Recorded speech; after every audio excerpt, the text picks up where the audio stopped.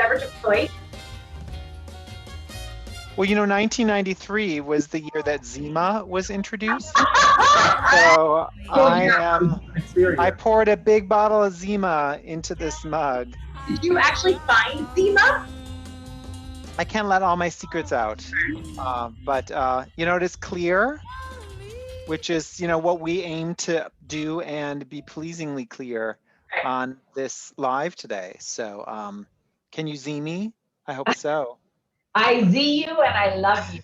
Love you. I see you and I love yous, both of yous as well, Z's. All right, we're at 1 minute. Countdown is on. Oh, we're 6 o'clock. We're here. We're live. It's Maxwell. Is it Memorex or is it live? It looks like it's live. Though I've seen that image of Susan drinking that wine in all kinds of eras and ways. Haven't we all? So calm, cool, and collected. He's like, he's leading us through this with style and panache. Here we are. Here we are. Here we are. And we're back. Welcome back to yet another episode of Singular, where we are live on the Facebook. Woo! Woo! Woo! Taking you back to 1993, where obviously having an affair was enough to impeach you for the Republicans, but taking up arms against your government is not. The times they are a-changing, I guess. So. Oda, you're a loaded weapon tonight, honey. Joining you as usual, looking so spiffy in his adorable cardigan. Oh my goodness, you're both wearing Who am I talking about? Who am I talking about? Who am I talking about? Mr. Eric Nelson. Woo. Well, you know what? I've been waiting for this year, for 1993, and for this live because, everyone said it wouldn't happen, but it is. I'm finally, I saved them all. I kept the tags. They were launched in 1993. My nest egg of Beanie Babies is finally getting cashed in. I have the platypus. I have the little snow person. I have the little cute cat, and I'm gonna take them all to the bank tomorrow and get all that money that was promised me. So I can't wait. Yeah, I can't wait. Yeah, big is coming. Yeah. And also looking very spiffy in his cardigan and keeping us on track with our facts and our figures and in my house, Dr. Vincent Stevens. Hello out there, America. So, you two make the cutest COVID pod, I just have to say. We're trying. We're trying. It's a pleasure. Both of you are cute. It's a two-way tie. Exactly. That's what she said. And I'm Susan Lombardi Verticelli. Bum, bum, bum, bum, bum, bum, bum, bum. Cheers to that. Cheers. And cheers to those. Cheers to that. Those lovely. They look amazing. They're like not even 24 hours old, are they? No, they're not. They're not. Shout out to my hairdresser, Kathy Nuns at Salon Capri, who we are not endorsed by. But we endorse. I guess, yes? We endorse, but we endorse. Salon Capri doesn't endorse us, I'm sure. I mean, unless they want to. Balls in your court, Salon Capri. Exactly. That's right. Dr. Stevens. All right. So your top 10 for 1993, going from number 10 to number 1. We got Informa by Snow. We got Boom Boom Boom Down. Exactly. We got Rock Shaker by Rex and Effects. We got Dream Lover Come Rescue Me by Mariah Carey. We have And If I Fall in Love by Shy. We've got Weak, the SWV, Get So Weak in the Knees. We got Freak Me by Silk. Let me lick you up and down till you say stop. Okay. We've got That's the Way Love. That's the Way Love. That's the way. That's the way love. By Janet Jackson. We've got number 3. Jackson, if you're nasty. Miss Jackson, if you're nasty. Can't Help Falling in Love. UB40. Whoop, There It Is. Tag Team, which made a comeback recently on a Geico commercial. So there's that. And they're from Jayville. They're from Jacksonville, Florida, where I grew up. Second biggest city in the world. Good memory. And then Depends number on your 1 world. for 1993, I Will Always Love You, Whitney Houston from the Bodyguard soundtrack. You know what's nice is I hadn't heard that song before until we got this playlist, so it's finally nice to crack the code It's on kind what of an that song. album tune, isn't it? It is, No, yeah. that's my top 3 favorite albums of all time. I know that. I will always run to you because without you, I have nothing. I will run to. All right, No. honey. No. Children So may who of that group made it to the golden circle of 5 nominees? So our nominees this year, 1993, and we're eager to hear all of you out there, which ones you liked, your opinions, all that stuff. We're opening it up to your feedback on this Facebook Live. But we started in alpha order with A Whole New World by Peebo Bryson and Regina Bell from the movie Aladdin. Then we're gonna, take it to ballad land even further with I Will Always Love You by Whitney Houston. That's our 3rd nominee. And then we're gonna go Walking in Dreamland with Billy Joel and the River of Dreams. And then Sting's gonna confess some things to us about his thoughts and feelings, and if he ever loses his faith. If I Ever Lose My Faith in You, Sting is our 4th nominee.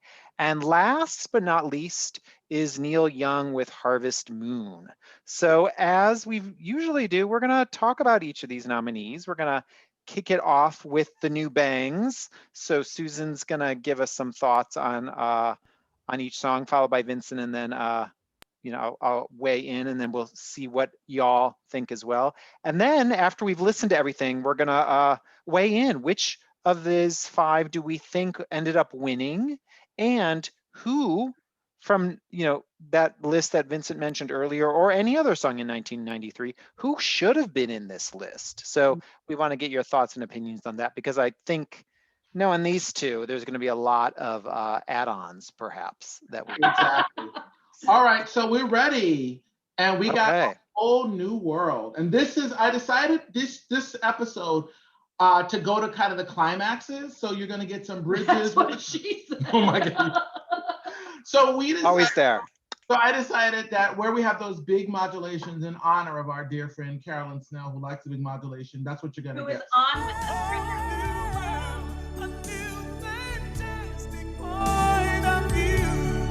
No one to tell us no, or where to go, or say we only dreamed of. Every turn a surprise, with new horizons to present. I'll chase them anywhere.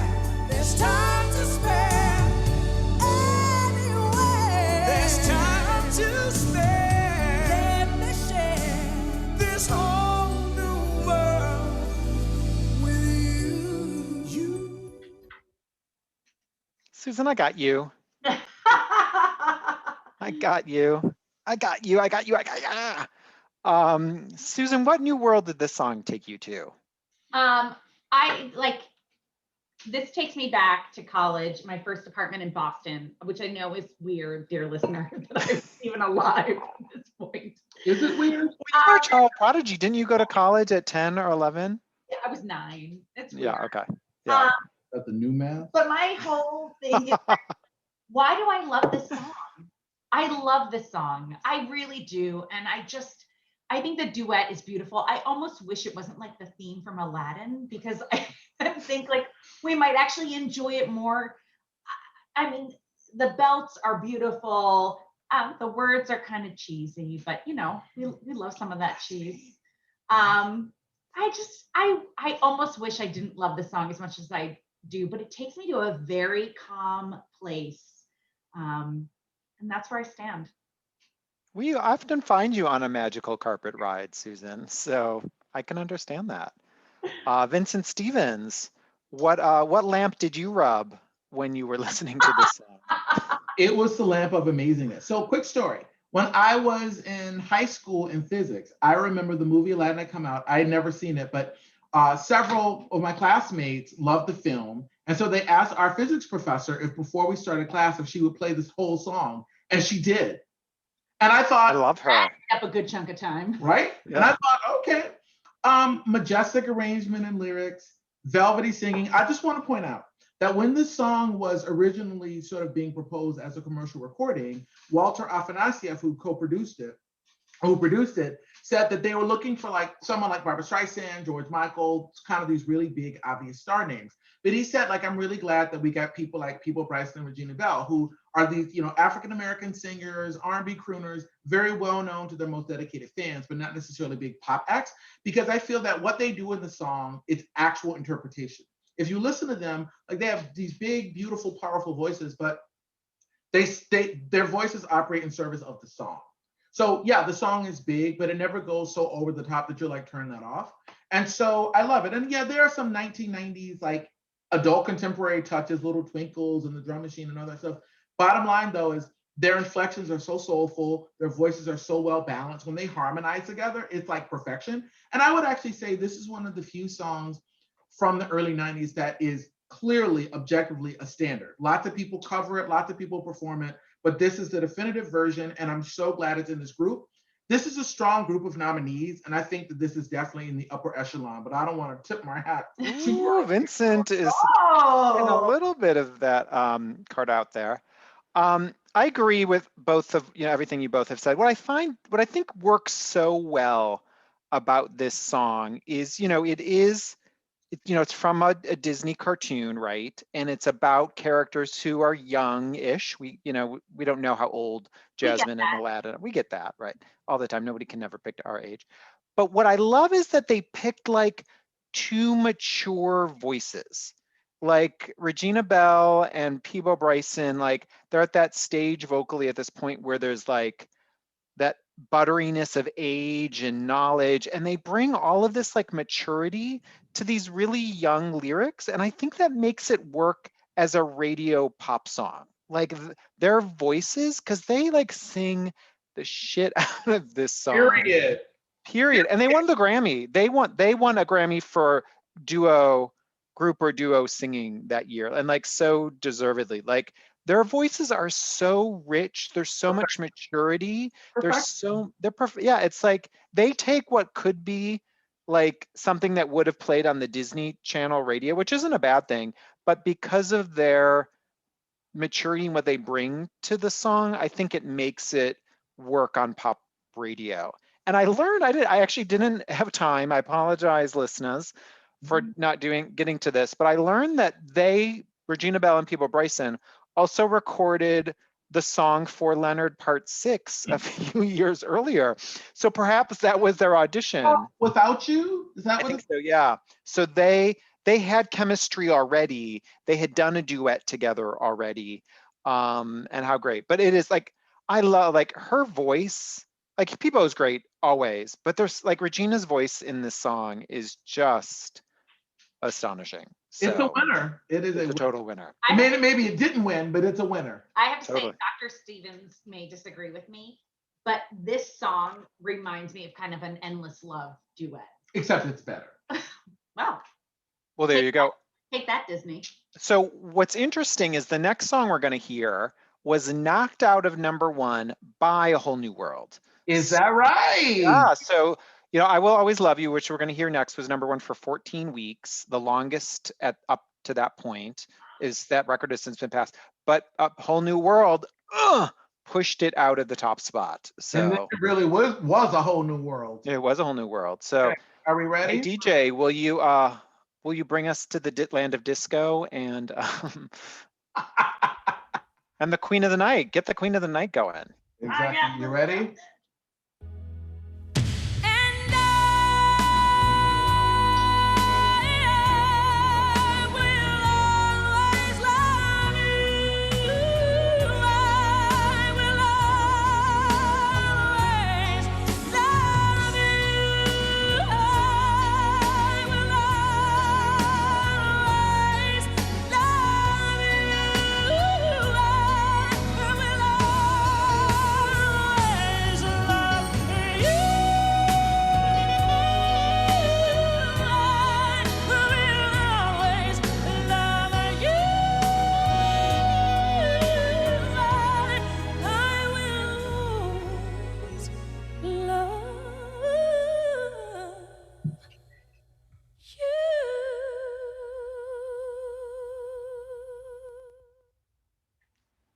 Ah. No. Susan, Susan, Ooh, you want that bodyguard to just pick you up, I know. carry you out in your beaded Are you gonna end be of the night gown. May not be okay, dear listener. This may like I may have to sign off after this. I think the song is magical. It is also one of my favorite albums of all time. I could sob with the opening notes from Whitney. The first "and I" is so hard, and she pulls it off. It's just amazing. And I can picture like frame by frame the ending scene of The Bodyguard. And I love that film, dear listener. I don't know if you're on board with that, but please go ahead and get out your VHS and rent that movie. VHS girl, you're taking it back. I can cling to any point in this song and be in love. And like I think a big part of the lyrics, like I wish you joy and I wish you happiness. That's incredibly heartbreaking. But it is so beautiful to me. And I feel like those last three notes of the song, which we didn't play, Whitney didn't have to, but she did. And I just, oh, it's all too much. I may just have to go take a nap. Me too. Well, speaking of not having to, but he did, Vincent Stevens. Okay. Yeah. Okay. So as we know, this is a song that Dolly Parton originally recorded in the mid 70s. Shout out to Dolly. Sorry, Yes. I didn't there. Shout out. Vaccine Dolly. Right? Vaccine. But what I will say is, obviously, like this isn't a cover. This is an interpretation. And I would just say, what's funny is that originally they wanted Whitney Houston to sing "What Becomes of the Broken Hearted" for the Bodyguard soundtrack. And then Paul Young had a hit with it from Fried Green Tomato. So then someone said, oh, well, Linda Ronstadt did this track on her 1975 album, Prisoner in Disguise, called "I Will Always Love You." But her version is, it's very flat. It's a cover, right? And she doesn't have the kind of soprano range that Dolly Parton had. So Whitney Houston does an interpretation. Like this song is like a mountain. It's like, it's got that iconic a cappella beginning, then it builds and it builds. And just when you think you've gotten it all, she's like, oh no, I've got one more thing for you. And then it's like, boom. It's like a volcano erupted. And then it just sort of has this quiet dissolution. You're like, ooh. Yeah, so it's lovely. I mean, I think, right, people think Whitney Houston is all athletic power or whatever, but I think that there are some lovely, very gentle moments, but she shows you what she has. And I think I read that she was actually pregnant when she recorded this. So she was like, everything I had in me is what you hear, which is kind of amazing. What's interesting to me about the Bodyguard soundtrack is that Run to You and I Have Nothing were actually written specifically for the film. And in many ways, what I appreciate about those songs is that they give you that dramatic, like I Will Always Love You could be on a Whitney Houston album. Those songs to me are actually they're more specific to the film. So I actually say for this listener, I think what she does here is amazing. I actually prefer Run to You and I Have Nothing because, I mean, they're also big songs, but I think that the way she navigates them, it just shows you that she has more going on. She's not just a belter. She can really tell a story when she wants to, but I think this is like an epic example of that.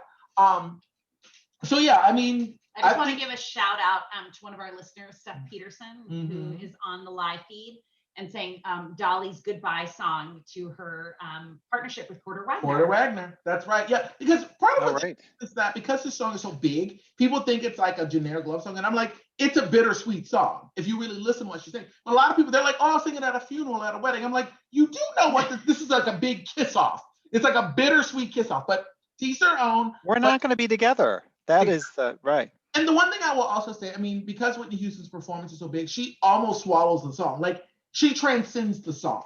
And I think that's maybe partially what people respond to. And they're like, oh my God, I'm going to sing this to a partner or, a relative because it's so big. So anyway, so I mean, it's an ace performance. It is definitely her premier vocal moment. And speaking of premiere vocal moment, Susan, is this the time you wanted to break out your new single for us? My octave. Yeah, indeed. You don't get that for free. Do you want that, America? Become a patron of the podcast, and you can get that extra. Like and subscribe. Like and subscribe. So 1993 or in November, whatever the 1992, because this song actually came out in November of 1992, but because the Grammys are so wonky, their timelines do not line up with the calendar year for some reason. And I'm never going to get off my soapbox. Like, make it about the calendar year. Why have it stretch in weird ways? Anyway, so I remember November 1992, I was walking down the halls of the college I went to, and I saw one of my classmates, and I thought, is he all right? I went up to him, and because he looked like he just like had like a heartbreak, or someone gave him really bad news, and his face was tear streamed, and I was like, what happened? You know, he wasn't in class, so I was like, are you okay? And he said, you know, I drove to class today, and before I got in my car, this new Whitney Houston song came on, and I hadn't, and it just made me weep. And I didn't know what he was talking about. I mean, I knew, of course, Whitney Houston, but I hadn't heard this song either. But he was so moved that he just on the radio, and I think that's what this song did. Like, it created this cultural moment where we as a world just felt together um, around this. And I was working in a record store at this time, and the number of times I rung up the Bodyguard soundtrack, I can't even tell you. It was just incredible. So I love those kind of moments when the whole world sort of gets on the same page about something and phenomenons like this happen. So I don't have a whole lot more to add because it's so great of a vocal, you know, journey. It's such a great song. It's affected people in so many ways. And the only other thing I'll add is the Bodyguard features three things that I love. Yeah, a makeover scene, being, you know, harm's way, but being like pulled out by the man or woman who loves you. And then third, replicating a major award show event. So the Bodyguard recreates the Oscars. And I love whenever a movie tries to do that. When she walks in, there's someone holding a sign that says, Rachel Marin, you're my queen of the night. I love those little touches. It's just like such a fabulous thing. I love like to be able to like try to take on replicating a major award show event in a movie is just amazing. And as she looks fabulous in that, it does not look like an Oscar gown at all that anyone would wear to the Oscars, but she looks amazing. So there is just that. So let's take a turn to what I'm calling the midlife crisis portion of the remainder of our nominees, or maybe yuppie guilt. There's a little bit of that. Let's not be prejudicial. Let's give Okay. our audience the opportunity to listen with open ears. Yeah. Yeah, I'm sorry. Okay. I apologize, listeners, for tagging this when I should have not. Yeah. So Billy Joel is going to go walking in the middle of the night into his river of dreams. All right. I've been looking for of the night.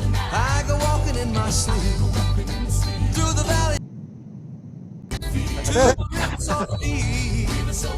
I've been searching for something taken out of my soul, something I'd never lose, something somebody stole. I don't know why I go walking at night, but now I'm tired and I don't want to walk anymore. Hope it doesn't take the rest of my life until I find what it is I've been looking for. In the middle of the night, I go walking in my sleep through the jungle of doubt to the river so deep. Susan, Woo! what is your jungle filled with? Doubt? I don't think that's the first time she heard that today.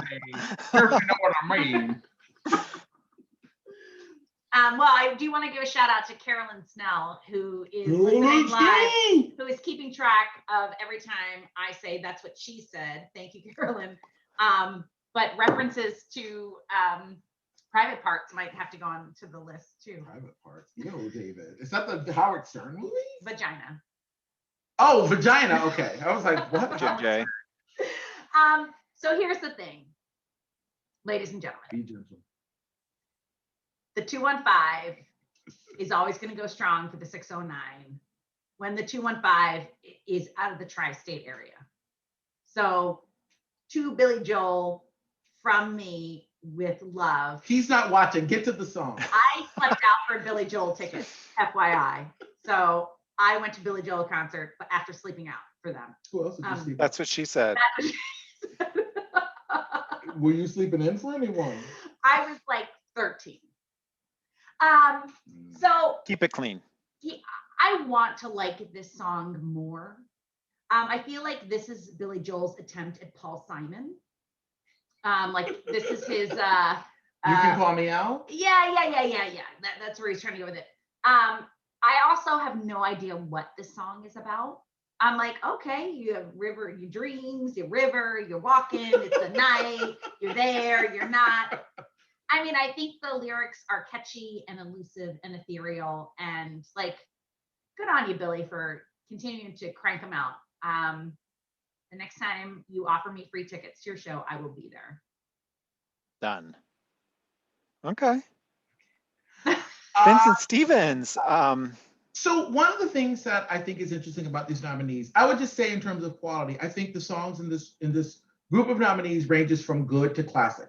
Like I think that there's one song that's good. I think there's one song that's very good, and I think there are 3 classics, and I think this is one of them. And I do think I like it more since I've had 2 glasses of wine. Very good. I think part of what I appreciate about this list, with the exception of the Neil Young song, because I really didn't know it until we were doing this, like I think our relationship to music changes over time. So like what was important to me when I was like 16 is different than now that I'm in my early 40s or mid 40s, whatever. And so I think this song is a good marker of that. So when I was growing up, I mean, when this song was popular, it was on the radio all of the time. It was a big hit and everything. It's really Billy Joel's last hit before he kind of retired from pop music. I love this song. The more I listen to it, I think there's so much texture and so much color. There's rhythmic diversity. There's different harmonic layers to it. I don't necessarily think we think of Billy Joel as some great singer, but I actually think you hear a lot of different variations in his voice. I think the lyrics are great. I think the whole point of the song is that this is a song about spiritual ambiguity. It's about, I think he sort of had this dream, Susan. I can see you, you're sitting right next to me. I think that part of what this song is talking about is that we sort of grow up in a society that tells us that like there's this really linear path to sort of whatever. And he's saying like I sort of woke up or I'm having this experience where I'm not really sure. Like, is there a promised land? What does this mean? So to me, it's a song that actually does what good singer-songwriter music does. It's really about somebody tapping into their own psyche and their own experience. And I think the more I live, the more actually, this song has like gained momentum and meaning for me, maybe not for Susan, but for me it has. And so- It's matured, I like that. Thank you. And I also think the song has a lot of layers. Like, this is not a song that like Paul Simon, I don't think he's trying to be Paul Simon, that's my opinion, but this is not a song to me that like James Taylor would write.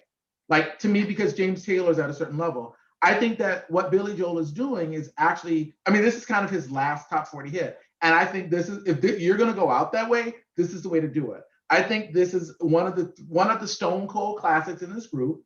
I think it's gorgeous. I think it's rhythmic. It's soulful. It's introspective. I'm here for it 100%. Shazam. I'm surprised. I'm happily surprised by this, but I'm surprised by this. I do think it's interesting that Vincent, you've made this point, and I think it was perhaps in his head already as he was doing this album, like he had decided to not do pop music anymore. So he's sort of, Billy Joel's at this crossroads in his life, and he never does another pop album again. He doesn't release another, there are other singles that come out off of this album, but he doesn't pursue a pop career anymore. He actually, I think, had said at the time he was going to pursue classical music and was going to start having classical albums. I don't know if that ever really came to fruition. He did some. There's right. one album that came out called Fantasies and Illusions, where he wrote all the compositions. They were like sonatas, and then another pianist, like a more proficient pianist, actually did it. It actually got pretty good reviews in the classical world. Oh, nice. But I think he now just does a bunch of concerts where he just does his whole hit. So I don't really get that. But anyway. Right. The scenes from an Italian restaurant any night. You like that? Absolutely. You would. I do. I love you just the way you are, Susan. So Thank you. You're welcome.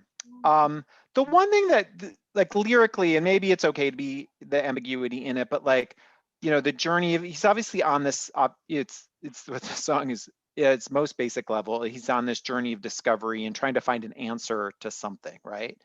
But then he has this lyric about like, and it's all about I'm walking at night, I'm going, symbolically going on this journey to find these answers. But then he doesn't want to do it anymore, is the lyric. Like, I'm tired and I don't want to walk anymore. So I'm always confused with this song of, what does he really want? Does he want this answer, or does he just want to give up the journey? And maybe that's the crux of what the song is about, is do you keep pushing on to find what you're looking for, or do you just decide, I don't care, I don't have the energy anymore to do that, which maybe is the symbolism of the pop career at that moment, and he's just trying to articulate it. But without that, And send them be tricky. it can be tricky. So I wish I think the challenge I have with this song is I always put it in the category of sort of the new agey late 80s, early 90s baby boomer crisis of midlife crisisness that this falls into. It feels like psycho light to me, and it doesn't have a lot of teeth to it as a song. And it's the challenge I also have is when I think it's an interesting group of nominees, and when I listen to everything else that was out in 1993, this list is not representative effectively of the year of music that 1993 was. And this song to me it falls into that lighter weight, like easy choice for the Grammys to pick because it's Billy Joel, who they've honored a million times. And I'll always listen to it. I don't mind listening to it, but I don't see it as pushing music forward or being a timeless classic that should be in this list. It's the Billy Joel nominee because he had a new song out that year. That's how, and it has that sort of pseudo light, zeniness that was going on at this time. Anyway, that's my take on it. All right. So, another Grammy favorite who also has a gazillion awards and is nominated quite often is Sting with If I Ever Lose My Faith in You is the next song up. So Vincent Stevens. All right, I'm gonna do a little bit of synchronization and we'll be on board in about 5 seconds.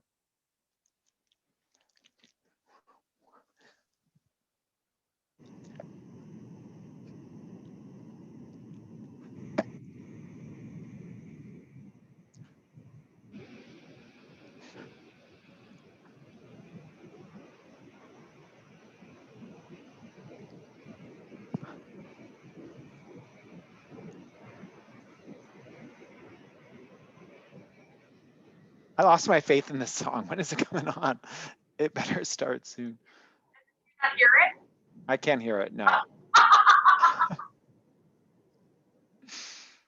Which I might be the only one who can't hear it. That's very possible. We could hear it. How about now? It's done. And scene. I didn't hear, but that's all right. I've heard this song before. So Susan, you heard it.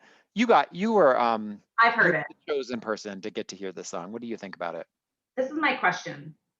Is that what is that harmonica at the beginning? The harmonica. Like, are we going with like a lead harmonica on this song? Okay.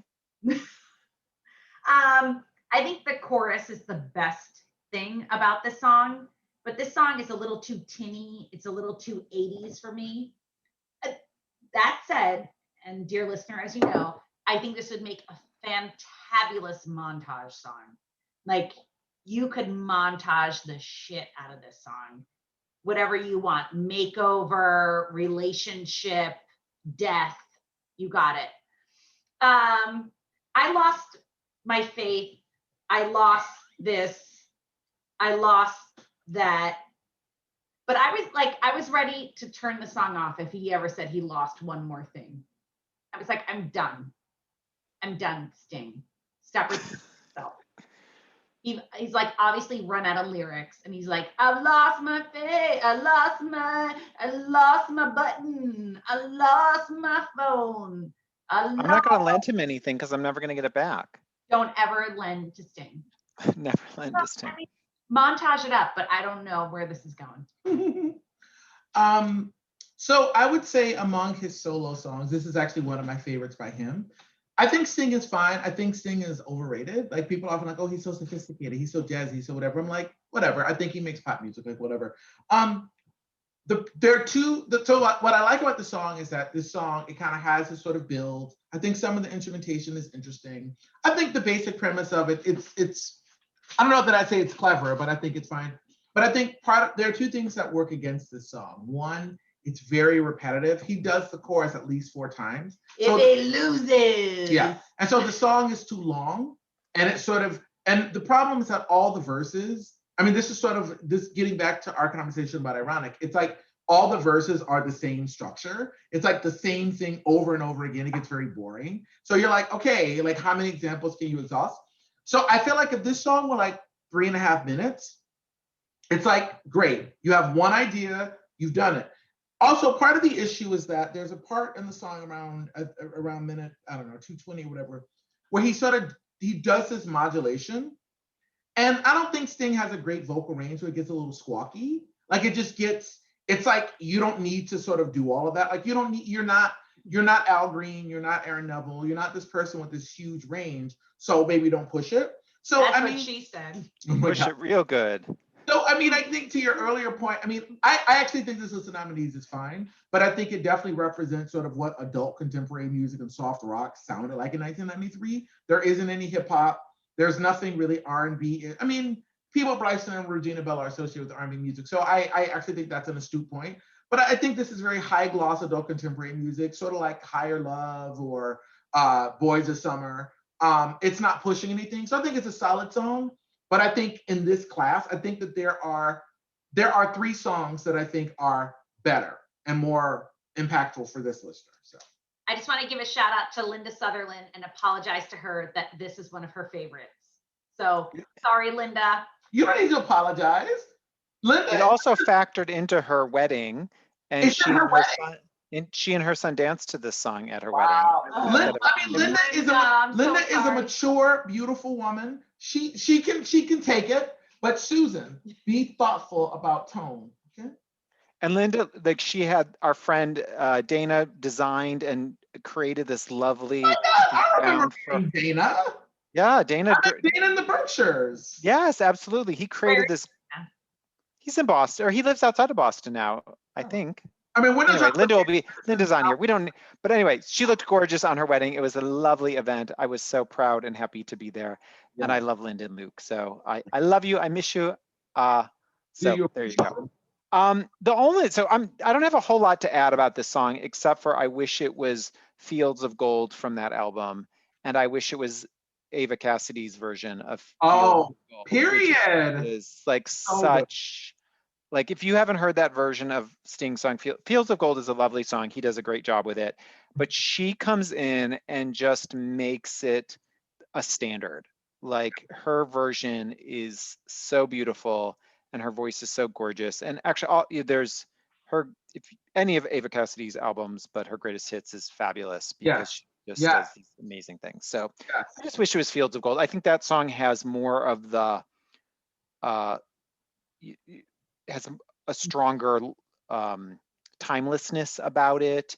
It feels like a standard, a today's standard kind of thing, even though, but you know, it has entered into the American Songbook in that new way. So yeah, I like If I Ever Lose My Faith in You, but it's a little minor of a song compared to something that, like, I don't think that song still has a life today versus Fields of Gold does. I mean, I guess what I would say, like if I was in someone's car and they were listening to like, you know, Light FM 88.3, if this came on, I would definitely be into it.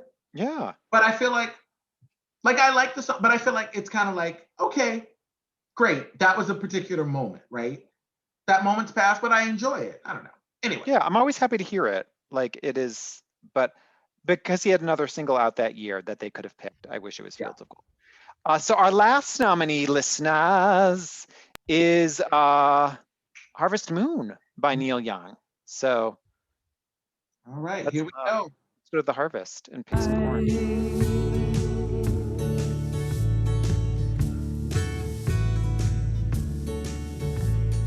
Ooh.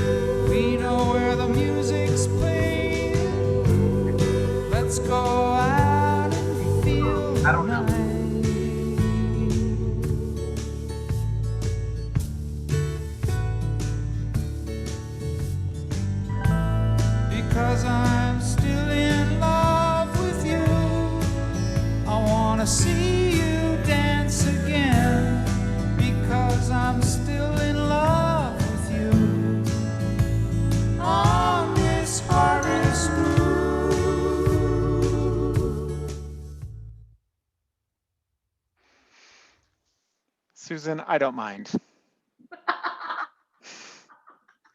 I love you. I don't mind. I don't mind. I'm still in love with you, and I don't mind that as well. I don't mind. Still. I have to give it. Oh, Debbie Chow, who's on. Hey, Debbie, I love you. Loving this Neil Young song. So Yeah. Debbie, this review is for you. This song. Oh. I thought he was going to give me a correction. No, like, I was confirming simmer that. down, I was confirming Susan. Linda Ronstadt. I thought it was Linda Ronstadt doing background vocals, and it is. And it is. She did the background vocals in Heart of Gold in the early 70s. So a little bring it full circle. Anyway, sorry to interrupt. That's fine. This is not my jam. I feel like, that said, if it was like playing background at your cocktail party, I would not be offended by it. I feel like this song is that guy that shows up at the campfire and he's like, hey guys, I brought my guitar. Wow. And then he starts singing and you're like, is that a falsetto? Like, what's happening? You shady. I also feel like this song gets lost between a waltz and a two-step. So That's a deep cavern to fall into. Can you demonstrate the times in Riverwalk? I could demonstrate, but I don't want to take up the time of our dear listeners. I love a box step. But I'll maybe with our extra content, I'll load it up there. Ooh. That's what she said. Big O. I mean, I feel like there's a place for this song. I'm just not sure where it is. Well, Done. you know what? Where I know who has a place and where there's a place for is Dr. Vincent Stevens. There's always a place. If he says this is his pick, I will die. You'll be okay. I would die. Fisticuffs. So Neil Young is not necessarily my favorite singer. I think some of his songs are fine, and I appreciate some versions of his songs. He's not always like my favorite interpreter of his material. Like I said, I didn't know this song before. I think it's a nice song. I watched the video. It's a lovely song. It's a lovely love song. Like, I think it's very intimate. It's about, I think, his second wife. Like, I think it's so people at the same time. And so tender and so kind of gentle. It feels very odd because all of the other four songs are these very curated pop hits. This song feels like an album track. It's like probably 2 minutes too long. It's very repetitive. It's got like a one idea in it, and it sort of minds it. But I think it's a lovely song. I think it's a sweet song. Is it a song that I think belongs in the top 5 records of 1993? No, it doesn't. I think it's a nice song. I think it's, and I'm sure that I imagine that for people who are Neil Young fans, they probably were really excited to see someone with his history represented in this category.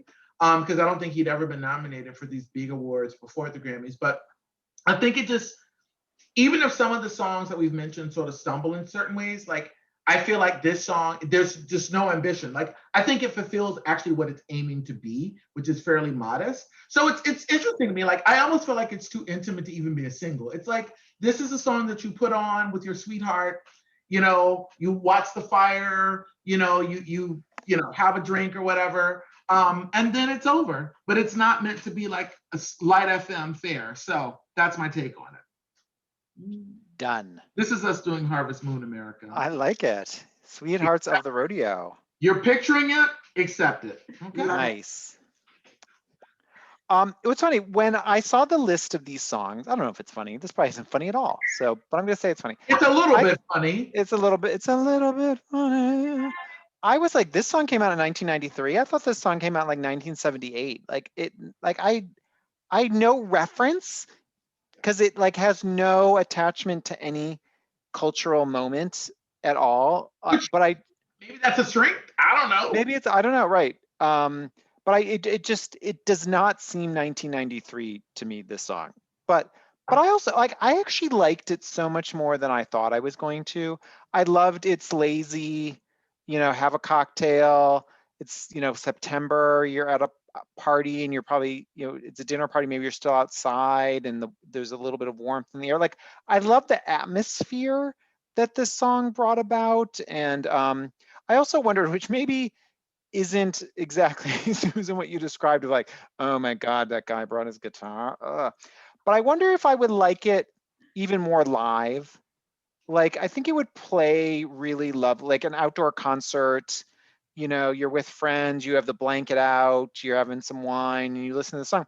I think it would, there's a sweetness to this song that Mhm. took me by surprise, partly because I never really listened to it or paid much attention to it. And again, didn't know when it actually even came out and, you know, whatever.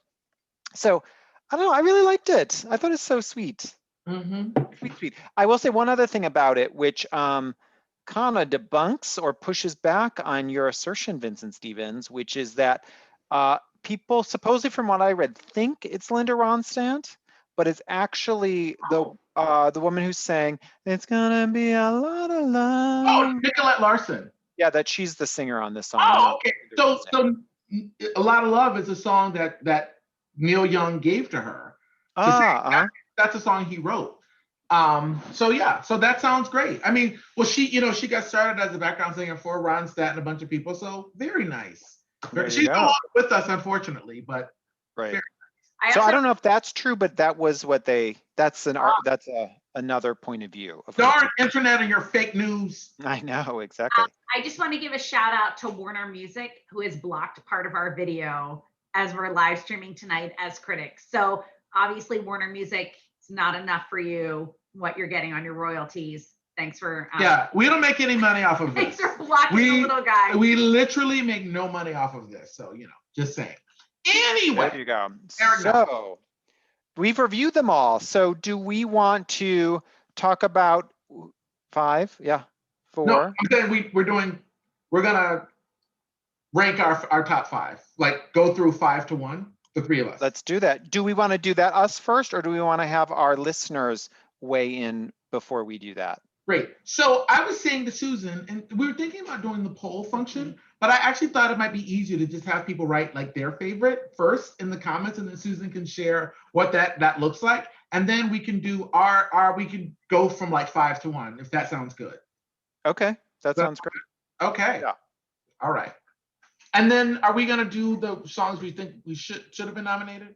Yeah. So should we do that first or do the 5? Let's do who should have been nominated and have folks in the chat right now drop who their number 1 Yeah. is. So that'll give them time to do that. Perfect. So, okay. Susan. Susan, who should have been in this class? Well, you all know this is where I put all of my energy and I really spend a lot of time in homework. So I'm just gonna say, where's Janet? Where's Mariah? Done. Excellent. So some other nominees: Mr. Wendell by Arrested Development. I love that song.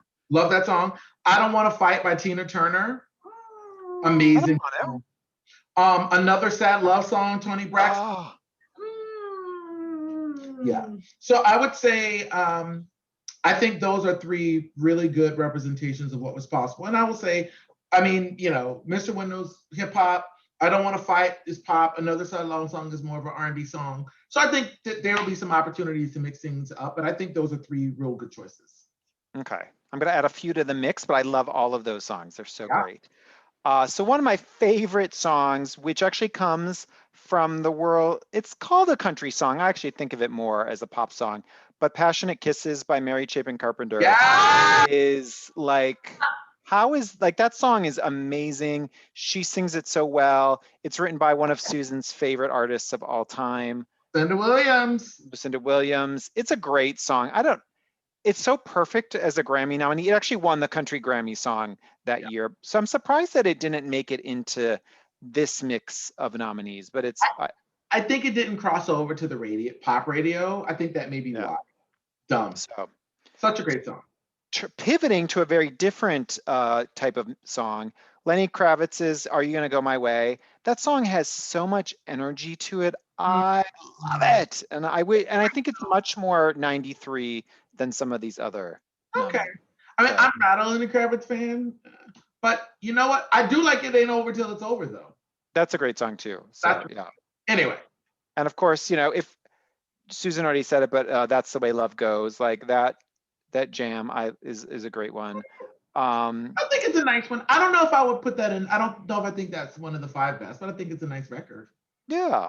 And I think Um, Dream Lovers would have been Rise eligible. I don't think that would be record of the year. I think it's a nice record though. it is a nice record. One other, so go pivoting to, yeah. I completely blocked. Mr. Warner might have completely taken us out.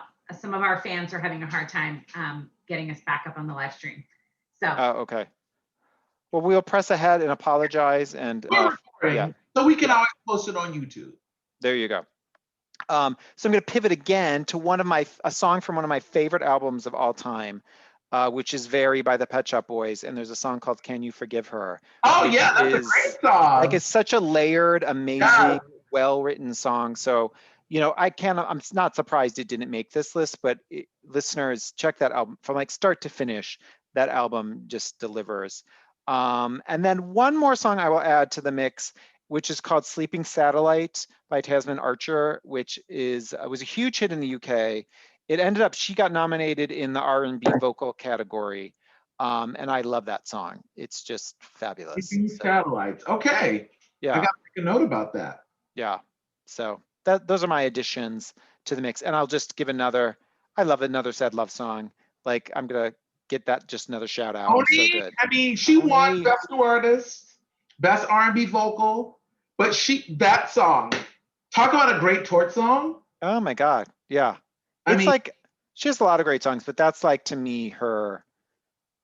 Yeah, that Top of moment the heap. like defines her. It's like, yes, this is the new, not like the new Anita Baker, but it's like, this is our new R&B songstress torch song, like here for her 100%. Totally. And if, for those of you who haven't explored this part of her catalog, her song before her first album, "Love Should Have Brought You Home," is also So like, good. From the movie so good. Boomerang. From the movie Boomerang. That song like never stops delivering. It's so good. So good. All right. So yeah. Any So that gets on our Facebook? It appears that Mr. Warner has blocked most people. I can't tell if folks are getting back in there. We're still running on our Facebook live stream, so that's going straight to our page. So very good. If you're still within the sound of our voice, exactly, watching our video, we just want you to know. Can they text you? Could they text you their choices? No. They couldn't do. Okay, fine. All right.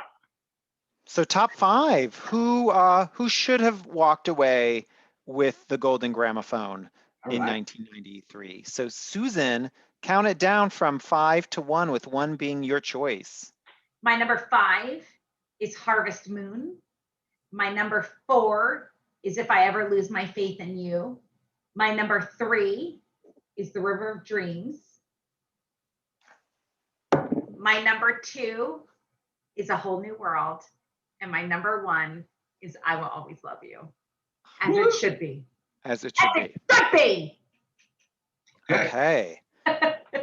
Vincent Stevens, what is your top 5? Number 5 is Harvest Moon. Number 4, If I Ever Lose My Faith in You. Number 3, I Will Always Love You. Number 2, A Whole New World. And number 1, River of Dreams. Wow. To the zam. As I said, songs mean different things to us at different points in our lives. But I think the top 3 songs are classics. And if any of them actually won, and we know one of them did win, I'm not mad at it. But that's my top 3. Wow. Thank you. I feel like the screen is going to explode. Thank you, Susan. And I shared my opinion. Thank you. There you go. Okay. So I'm going to add some polarization further to this, perhaps. I don't know. Okay. So my number 5 to me is The River of Dreams, comes in at 5th place. 4th is Sting's Should I Ever Lose My Faith in You. So my top 3. 3rd is A Whole New World. 2nd is that Harvest Moon, Calling Our Name. Oh, wow. And Whitney Houston, come pick up your Grammy. You are this song is just so, it's like a grand slam. You sort of can't deny it. But it's funny because this is actually one of our most polarized. Like, I'm number 1 with River, you're number 5. So the only place that we're all agreeing is number 4, If I Ever Lose My Faith. Wow. Did we not all choose A Whole New World as number 2? I picked it as number 3. I put Harvest Oh, Moon as okay, number okay, 2. So that was our deviation point. Okay. Oh, all right, ladies and gentlemen. Well, this has been not yet another, but our yet ever Facebook Live episode of Yes. Podcast Singular. Yes. So don't forget to follow us here on our Facebook page, and you can friend us on our Facebook account. And don't forget, once we upload this to YouTube, to click like and subscribe. And don't forget to ring that bell. Ring that bell. For all of our notifications. From Dr. Stevens, Eric, and myself, it has been an amazing Friday evening with you all. And just remember, It's an just honor. Nominated, Nominated. honoring, nominated. to be. Yeah. Yeah. Ciao. Ciao.